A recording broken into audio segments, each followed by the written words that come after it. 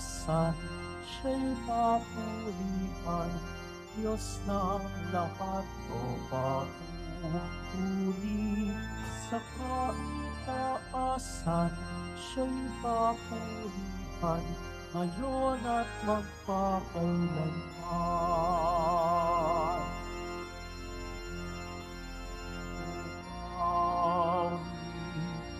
Ang daigdigan, lahat ng tao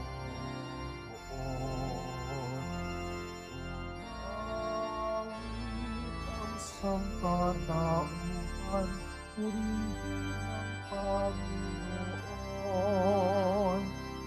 Papurit sa kalikasan, siya'y papurihan.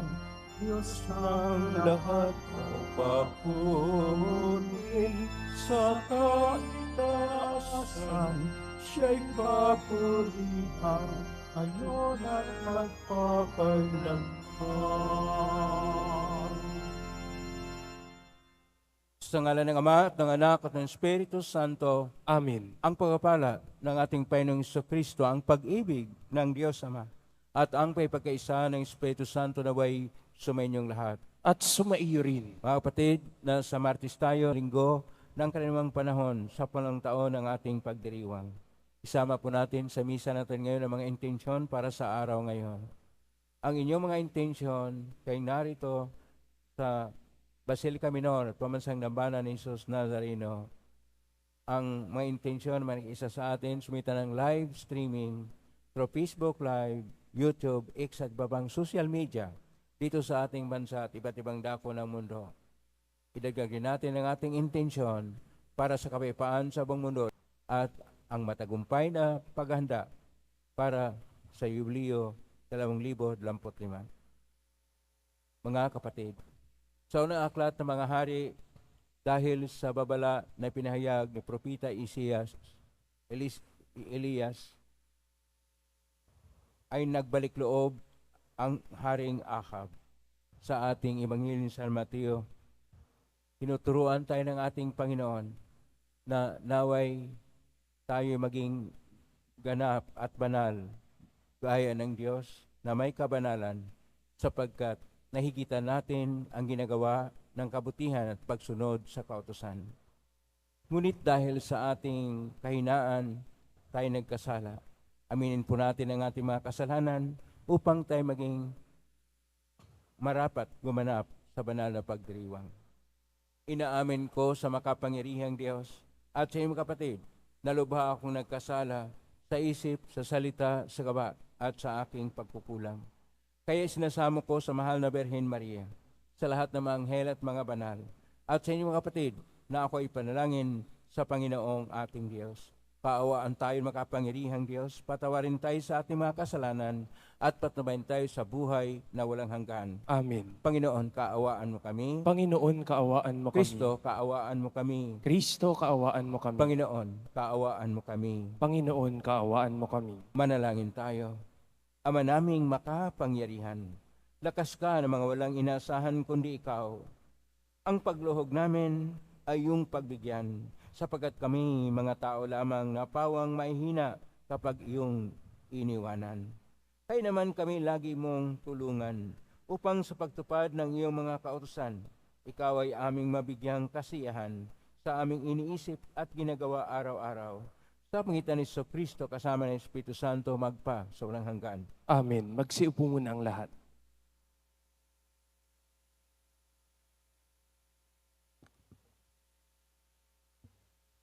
Pagbasa mula sa unang aklat ng mga hari. Nang patay na si Nabat, sinabi ng Panginoon kay Elias na taga Nisbe, "Padali ka, puntahan mo si Haring Akab. Makikita mo siya sa Jezreel, sa ubasan ni Nabat. Naparoon siya upang kamkamin iyon. Sabihin mo sa kanya, ito ang pinasasabi ng Panginoon. Isa kang mamamatay tao. Ngayon naman, pangangkam ang ginagawa mo. Kung saan hinimod na mga aso ang dugo ni Nabat, doon din hihimurin ng mga aso ang iyong dugo. Sinabi ni Akab kay Elias, narito ka na naman, mahigpit kong kaaway. Sagot naman sa kanya ni Elias, oo, hinahanap kita uli, sapagkat naguman ka na sa kasamaan. Malagim na parusa ang babagsak sa iyo. Ganito ang pinasasabi ng Panginoon, itatakwil kita, lilipulin ko ang mga anak mong lalaki, matanda at bata. Parurusahan kita tulad ng ginawa ko sa angkan ni Rehoboam, na anak ni Nabat, at sa angkan ni Baasa, na anak ni Ahiyas, sapagkat ako'y ginalit mo at ibinulid mo ang Israel sa pagkakasala. Ito naman ang sumpa laban kay Jezebel. Kakarin siya ng mga aso sa nasasakupan ng Jezreel. Sino man sa angkan ni Akab ang mamatay sa bayan ay kakanin ng mga aso. Sino mang mamatay sa bukid ay kakanin ng mga uwak.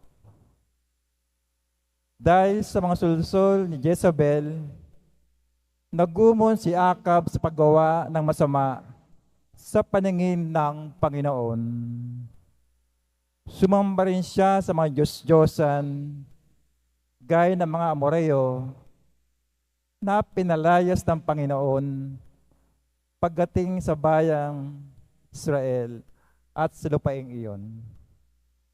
Nang marinig ni Akab ang mga sinabi ng propeta, ginawak niya ang kanyang damit, ang suot ng sako, at hinubad yun kahit sa pagtulog. Nagayuno siya bilang tanda ng malaking kalungkutan. Kaya't sinabi ng Panginoon kay Elias, hindi mo ba napansin kung paano nagpakababa sa harapan ko si Akab? Sapagkat nagpakababa siya, hindi ko itutuloy ang parusa sa kanya habang siya ay nabubuhay. Ngunit pagkamatay niya, parurusahan ko ang kanyang angkan. Ang salita ng Diyos. Salamat sa Diyos.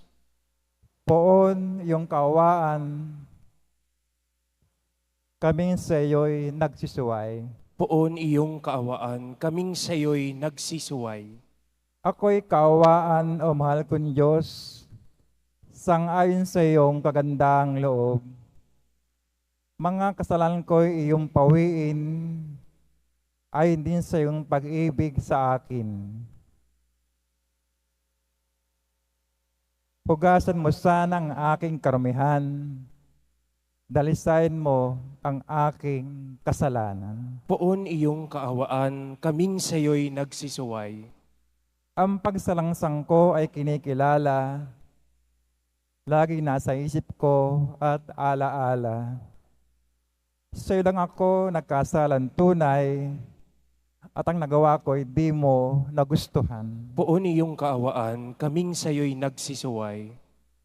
Ang kasalan ko'y yun ang limutin, lahat kong nagawang masamay pawiin. Ingatan mo ko, Diyos kong manunubos, ang pagligtas mo'y galak kong ibabantog. Poon iyong kaawaan, kaming sa iyo'y nagsisuway. Magsitayo po ang lahat.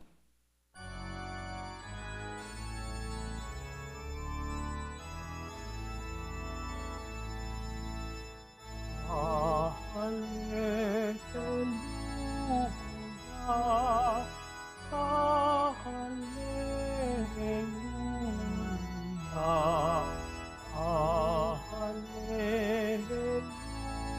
hallelujah, hallelujah.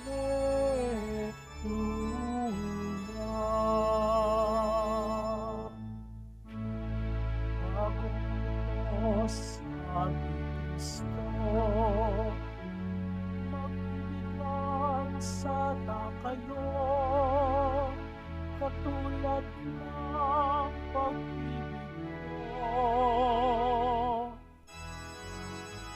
Hallelujah, Hallelujah, Hallelujah,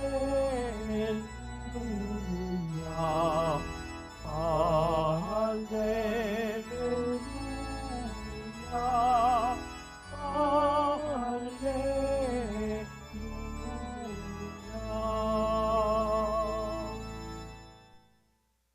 Sumainyo ang Panginoon. At sumaiyo rin. Ang mabuting balita ng Panginoon ayon kay San Mateo. Papuri sa iyo, Panginoon. Noong panahong iyon, sinabi ni Jesus sa kanyang mga alagad, narinig ninyo, sinabi, ibigin mo ang iyong kaibigan at kapuutan mo ang iyong kaaway. Ngunit ito naman ang sabi ko, ibigin ninyo ang inyong mga kaaway at idalangin ninyo ang mga umuusig sa inyo upang kayo maging tunay na anak ng inyong amang nasa langit.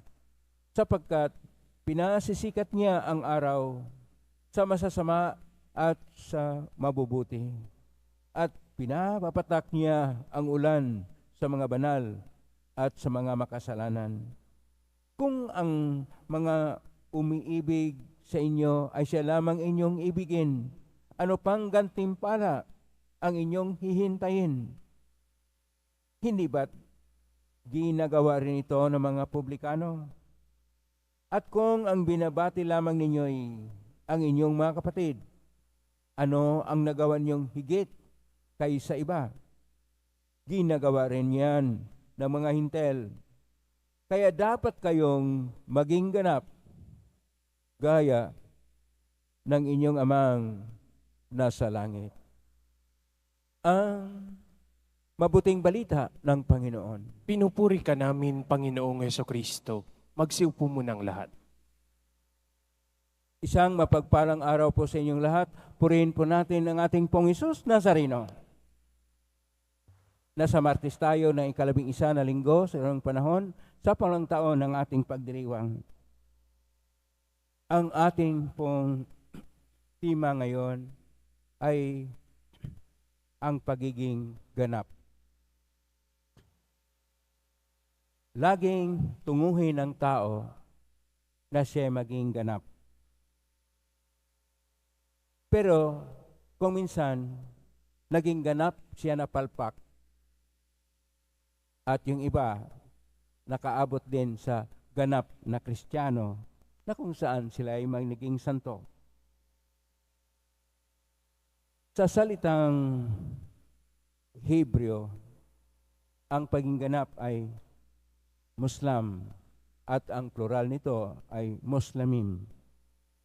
Pero ang ating Ebanghelyo ni San Mateo, Kapitulo 5, verso 43 hanggang 48, at versikulo 48 na sabi ng ating Panginoon, dapat kayong maging ganap gaya ng inyong amang nasa langit.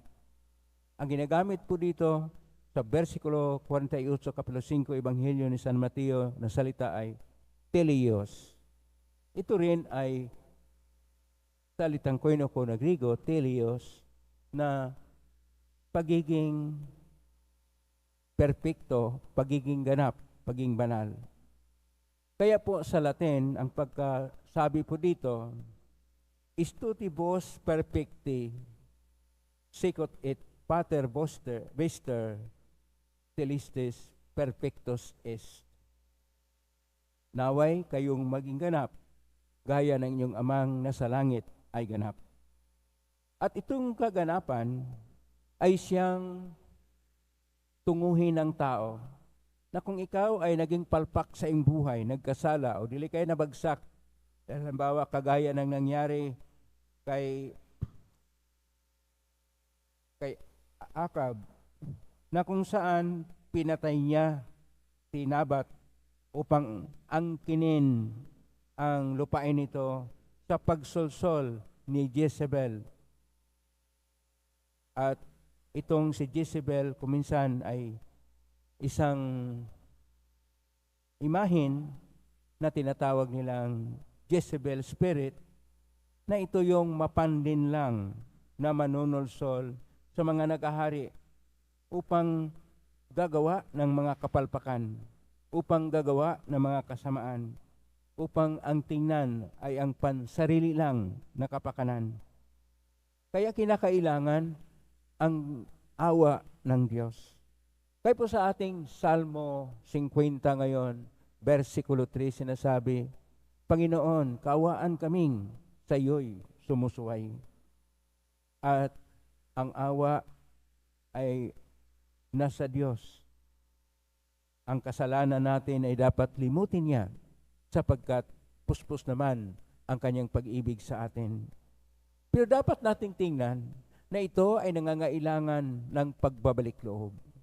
Pagbalik loob na ayon pa sa ating Panginoon at sa mga Hebreo, tisyoba.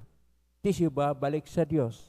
Pero sa Koine ko Griego, metanoia, ang pagbalik loob na una sa lahat ay gagawa pa ng higit sa nakasulat sa kautusan. Ano pong nakasulat sa kautusan? Ibigin mo ang iyong kapwa. Pero may nakalagay po doon na ibigin mo ang iyong kaibigan, kapwa, pero kapuutan ang iyong kaaway. Pero ang sabi ng Panginoon ay higit pa, na hindi lang yung mga kapwa na umiibig sa iyo ang dapat ibigin, ibigin ang iyong kaaway. At itong pag-ibig sa kaaway at ipagdasal pa yung mga umuusig, yung mga gumagawa ng masama. Ang sabi ng Panginoon sa verso 45, upang maging anak ng Diyos. Ito yung batayan, maging anak ng Diyos.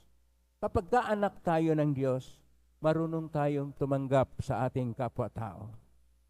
Marunong tayong magpatawad sa ating kapwa-tao.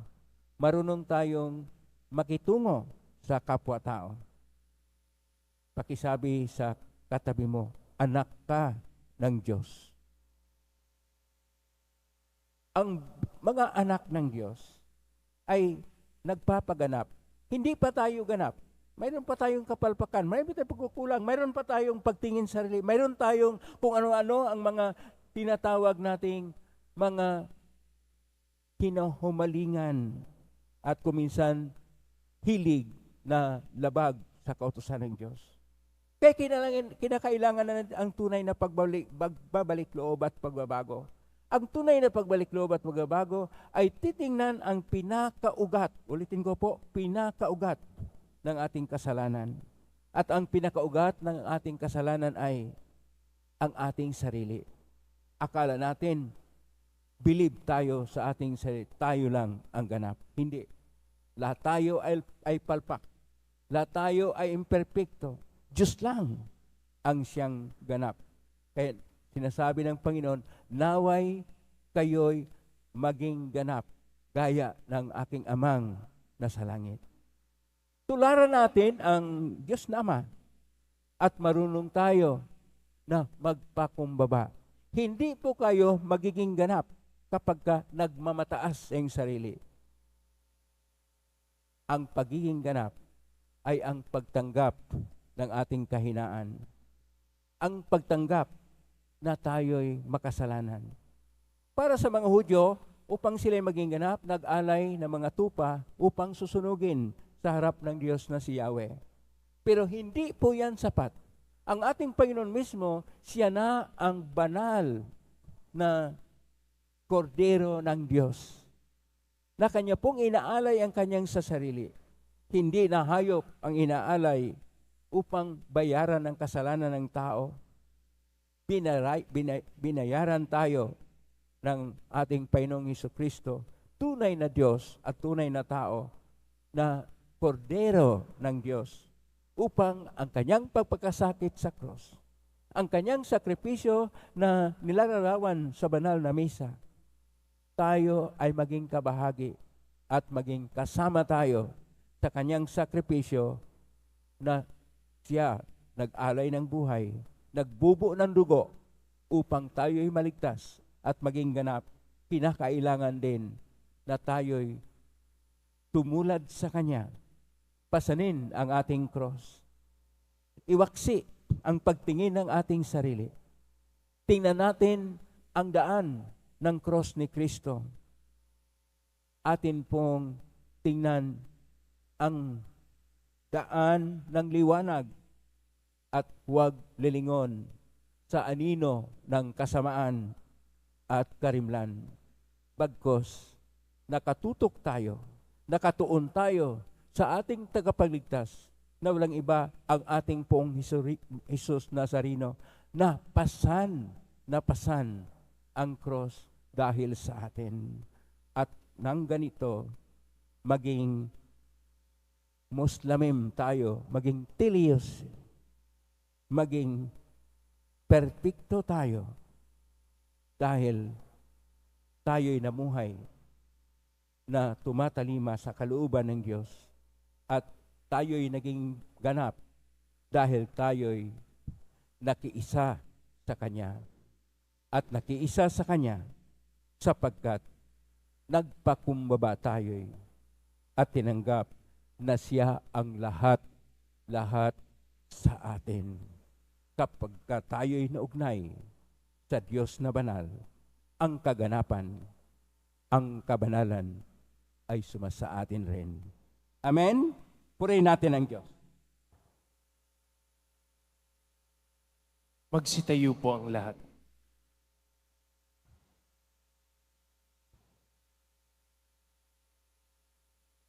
Minamahal ko mga kapatid, lumapit tayo sa Ama upang tulungan tayong makasunod sa halimbawa ni Jesus na nag-utos sa atin na ibigin natin ang ating mga kaaway. Ama, tipunin mo kami sa iyong pag-ibig. Ama, tipunin mo kami sa iyong pag-ibig. Ang mga pinuno ng simbahan naway magbigay saksi sa pamamaraan ng habag, pag-ibig at pagpapatawad upang masalamin sa kanila ng sanlibutan ang kabanalan ng Diyos. Manalangin tayo. Ama, tipunin mo kami sa iyong pag-ibig. Ang mga namimighati at nasusuklam sa kanilang kapwa, naway mapagtanto na maghihiwalay sa kanila sa Diyos ang pagbibigay daan sa hinanakit at galit. Manalangin tayo. Ama, tipunin mo kami sa iyong pag-ibig. Ang mga pamilyang nagkahiwa-hiwalay at sinira ng hindi pagbibigay halaga sa bawat isa, naway muli nilang matagpuan ang dating alab ng pagsasama at pagkakasundo. Manalangin tayo. Ama, tipunin mo kami sa iyong pag-ibig. Ang mga may sakit, naway makamit ang kapayapaan ng kaisipan at kalooban na nagmumula sa kanilang pagkakaunawa at pagtanggap sa kahalagahan ng kanilang pakikihati sa pagdurusa ni Kristo.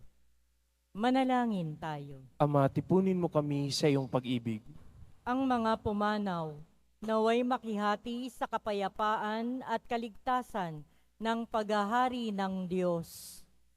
Manalangin tayo. Ama, tipunin mo kami sa iyong pag-ibig. Sa tahimik, idulog natin sa Panginoon ang ating mga sariling kahilingan. Ama naming Diyos, alam mo kung ano ang mabuti para sa amin. Tanggalin mo ang lahat ng hinanakit sa aming mga puso at basbasan mo ang lahat ng aming pagsusumikap na mahalin ang aming kapwa. Hiling namin ito sa pangitan ni Kristong aming Panginoon. Amen. Magsiupo muna ang lahat.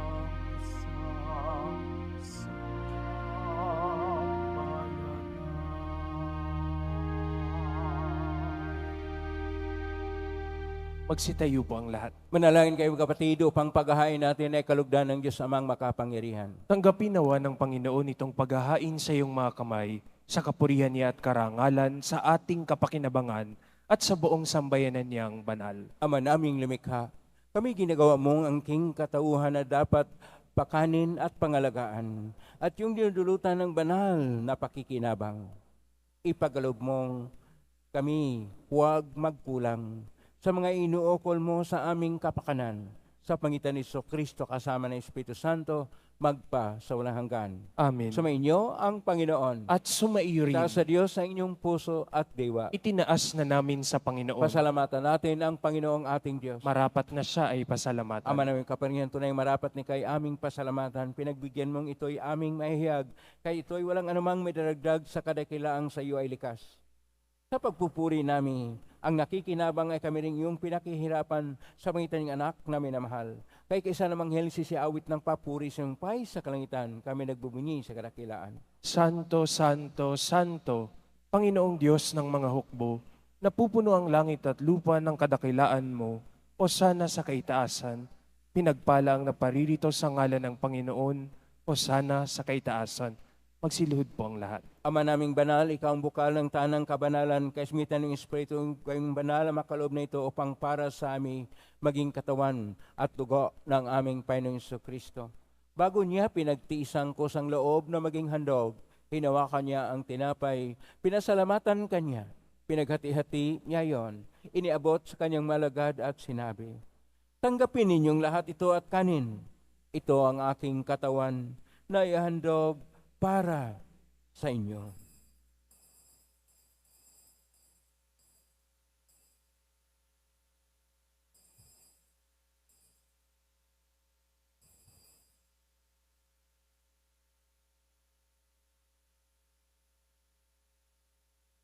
Kaya naman matapos ang hapunan, nawakan niya ang kalis, muli kanyang pinasalamatan. Inabot niya ang kalis sa kanyang malagad at sinabi, tanggapin ninyong lahat ito at inamin. Ito ang kalis ng aking dugo ng bago at walang hanggang tipan. Ang aking dugo na ibubuhos para sa inyo at para sa lahat sa ikapagpapatawad ng mga kasalanan. Gawin niyo ito sa pag-alala sa akin.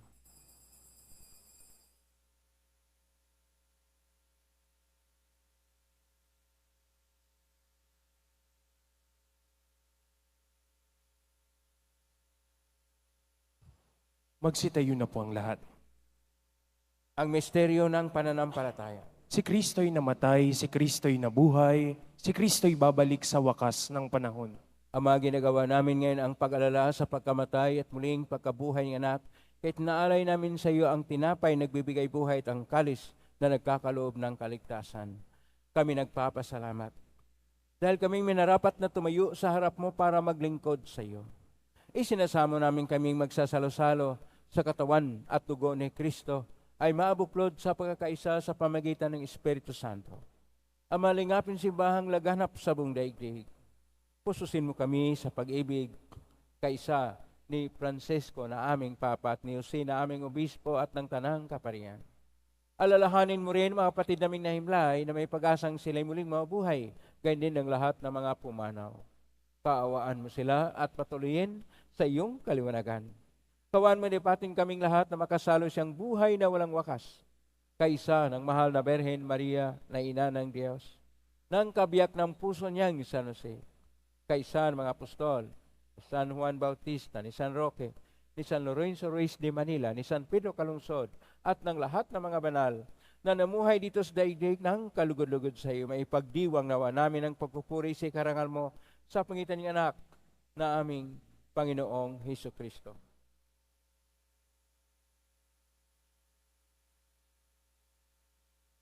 Sa pamamagitan ni Kristo, kasama niya at sa Kanya, ang lahat ng parangal at papuri ay sa iyo, Diyos Amang makapangyarihan, kasama ng Espiritu Santo, magpasawalang hanggan.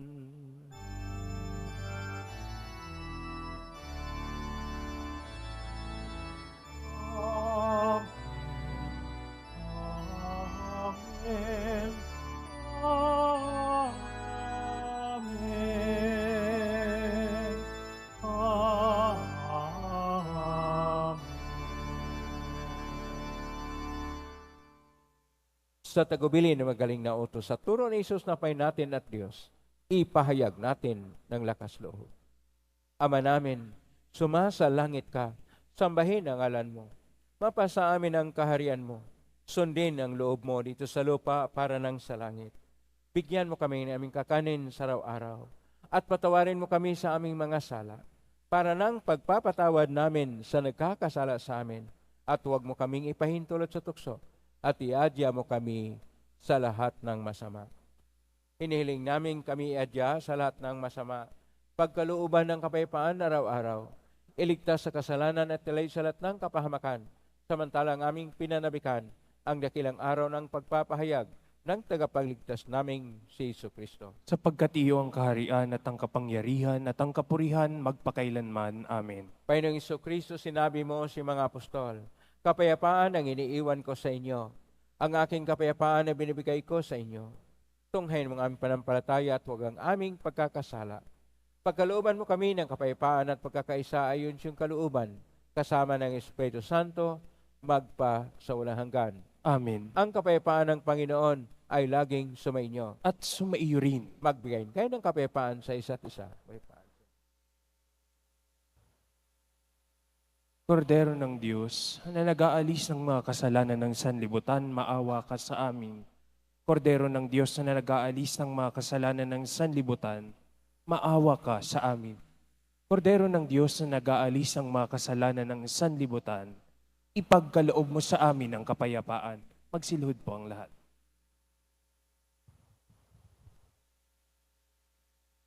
Ito ang kordero ng Diyos. Ito ang nag-aalis na makasalanan ng sanlibutan. Mapalad ang mga inaanyayahan sa piging ng kordero. Panginoon, hindi ako karapat-dapat na magpatuloy sa iyo, ngunit sa isang salita mo lamang ay gagaling na ako. Katawan ni Kristo. Amen.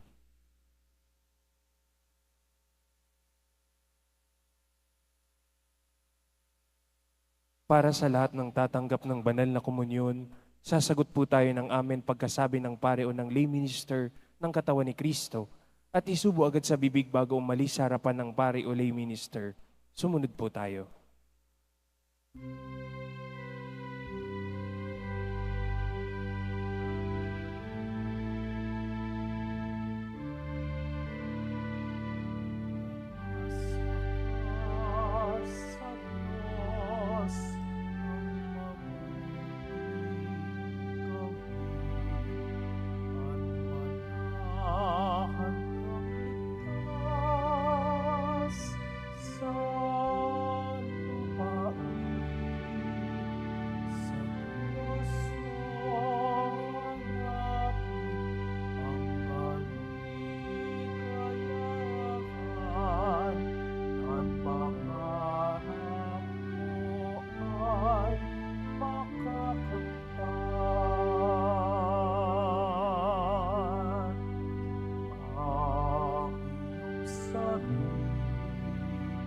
Sa Diyos mo, nakapagpapalay,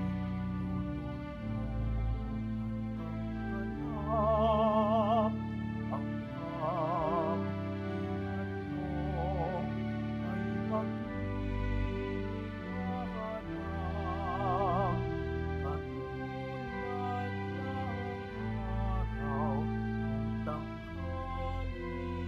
ng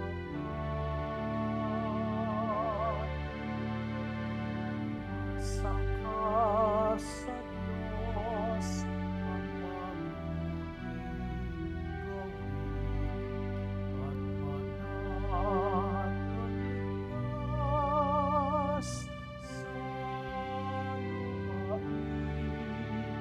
Sa Diyos mo hanapin ang kaligayahan at pangarap ay makakamtan.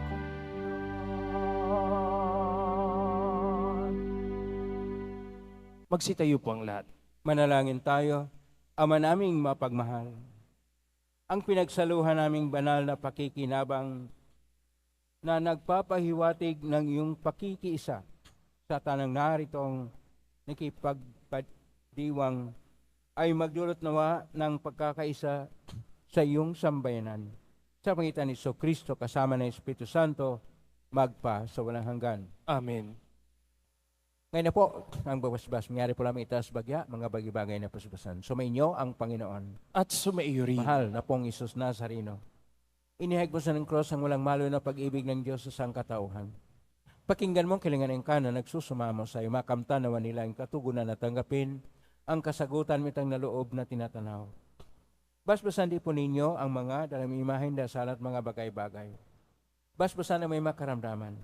Sa pangitan ng benisyon ito na malala ng pangakon sa binyag na ikaw ay ibigin at paglalingkuran bilang Panginoon, magpa sa walang hanggan. Amen. Pagpalain ka ng makapangyarihang Diyos, Ama at Anak at Espiritu Santo. Amen. May king taglay ang kapayapaan, pag-ibig at pag-asa ng pong Isus Nazareno. Salamat sa Diyos. Purihin natin ang ating pong Isus Nazareno.